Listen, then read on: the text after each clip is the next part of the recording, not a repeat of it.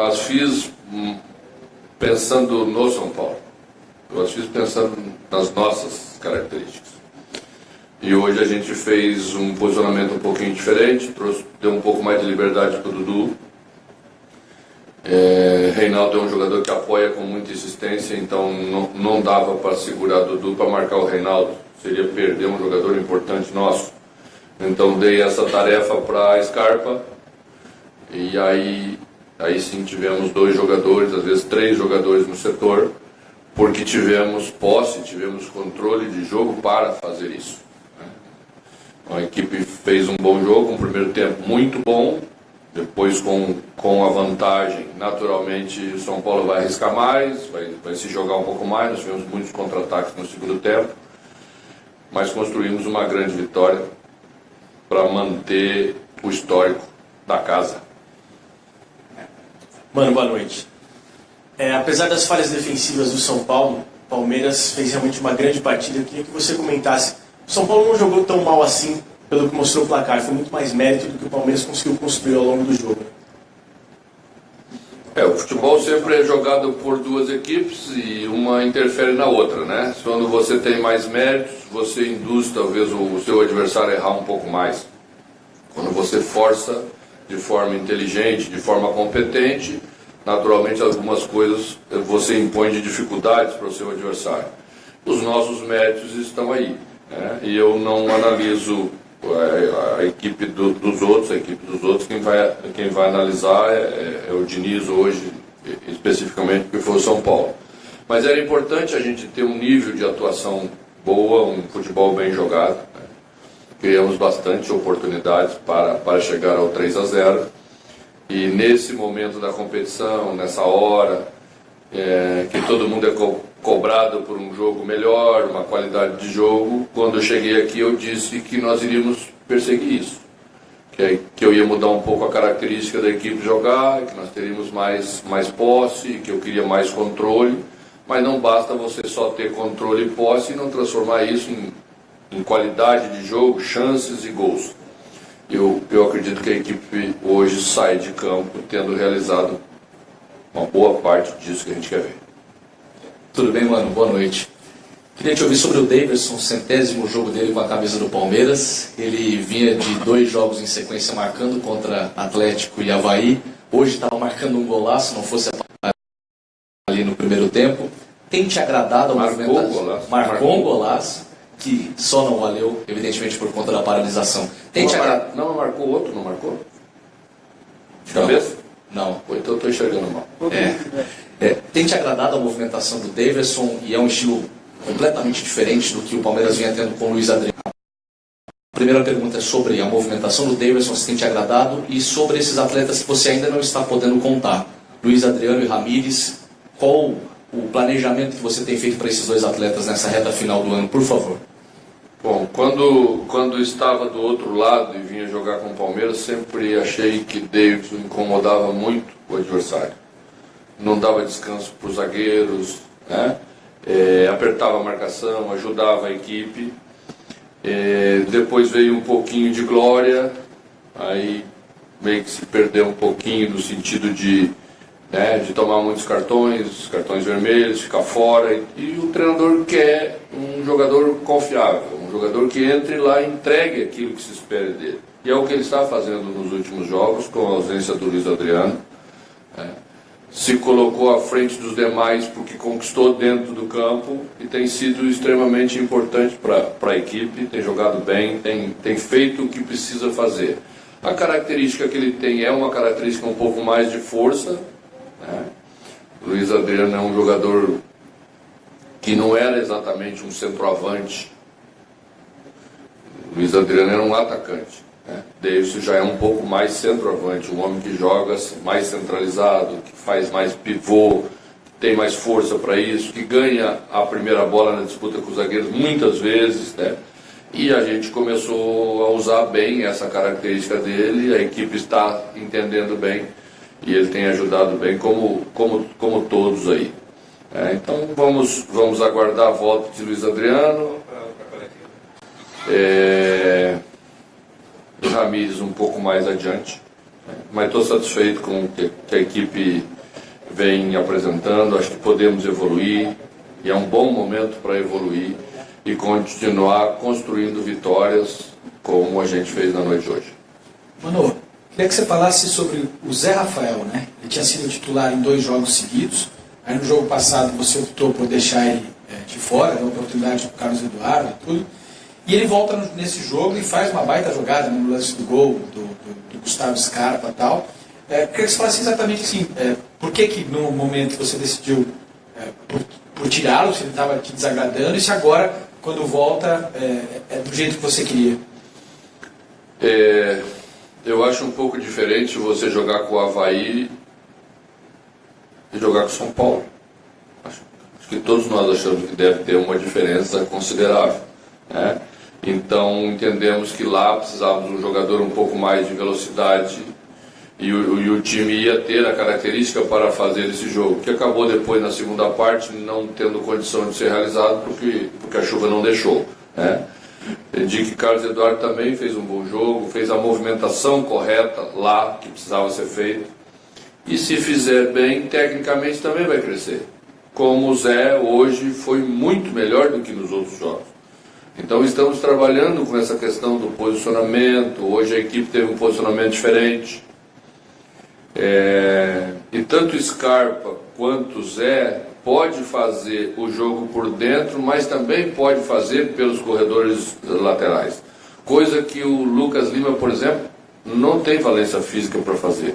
Então as escolhas, elas se devem a isso. Os jogos são diferentes, as estratégias às vezes são diferentes, mas todos são importantes e eu tento tirar o melhor de cada um para não violentar tanto a característica, porque senão depois não adianta cobrar. Se eu coloco o jogador numa função que ele não tem condição de fazer, não adianta eu ficar gritando na beirada do campo depois desesperado.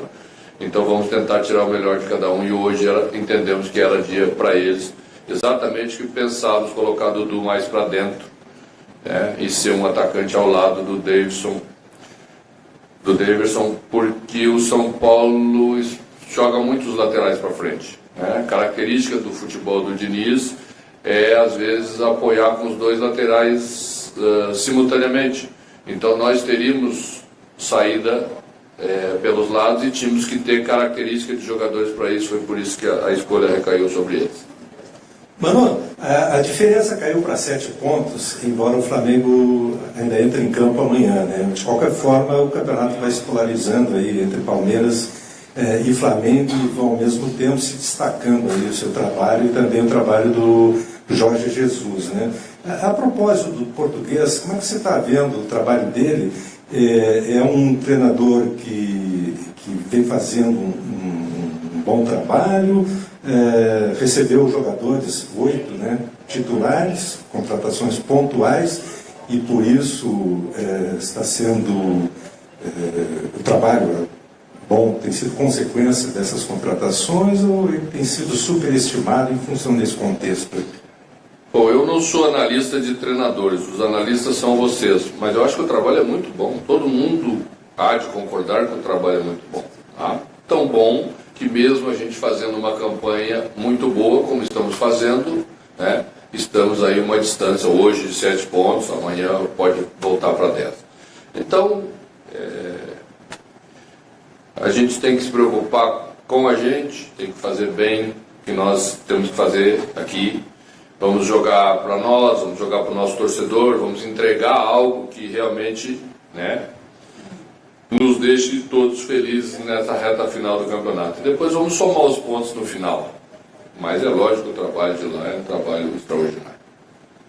Mano, boa noite. Você já falou um pouquinho sobre o Dudu, posicionamento diferente dele, mais solto ali, quase como segundo atacante. Você pensou nisso para o jogo de hoje, mas pela forma como o Palmeiras atuou, tendo 4 jogadores no meio de campo, você acha que pode ser pode ser repetida essa ideia para outros jogos, ou você acha que é uma situação muito específica? E uma outra pergunta, acho que dos jogos com vocês, talvez esquecido que o Palmeiras atacou de forma mais vertical, né?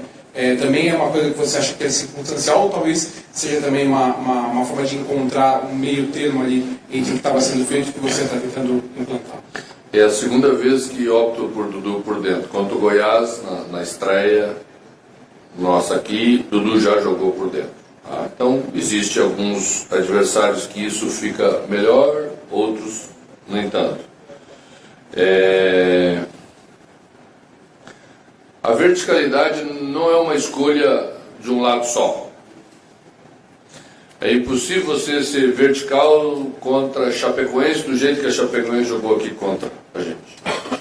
É impossível ser vertical contra o Atlético Mineiro, que jogou aqui do jeito que jogou contra a gente. Então, nesse tipo de jogo, você tem que ter mais paciência, você tem que rodar a bola, você tem que encontrar caminhos que hoje estavam mais abertos, pela característica do jogo que o adversário propõe. Nesse dia, podemos ser mais vertical. E temos que ser mais vertical. O espaço já está aí. Então temos que, quando recuperar a bola, aproveitar exatamente que o adversário está com 7 jogadores no seu campo, no nosso caso, no nosso campo defensivo, no campo ofensivo deles, e acelerar o jogo, porque é o que tem que ser feito para o adversário não conseguir se reorganizar defensivamente. E eu acho que fizemos bem, entendemos bem o jogo, e por isso foi possível ser mais vertical hoje mesmo. Oi, mano, essa foi para mim a melhor partida do Palmeiras no ano, né? E uma coisa que me chamou muito a atenção, o Palmeiras tem ido muito bem na parte defensiva, e hoje foi também, de novo, muito bem na parte defensiva, além de, obviamente, ter sido muito competente na frente. Mas uma coisa que me chamou a atenção, não sei se você concorda, é que é um time que marca hoje, pelo menos marcou hoje, sem sobra, marcou individualmente, um por um. E é uma coisa que raramente eu vejo no futebol brasileiro, com muita raridade vejo equipes marcando sem sobra.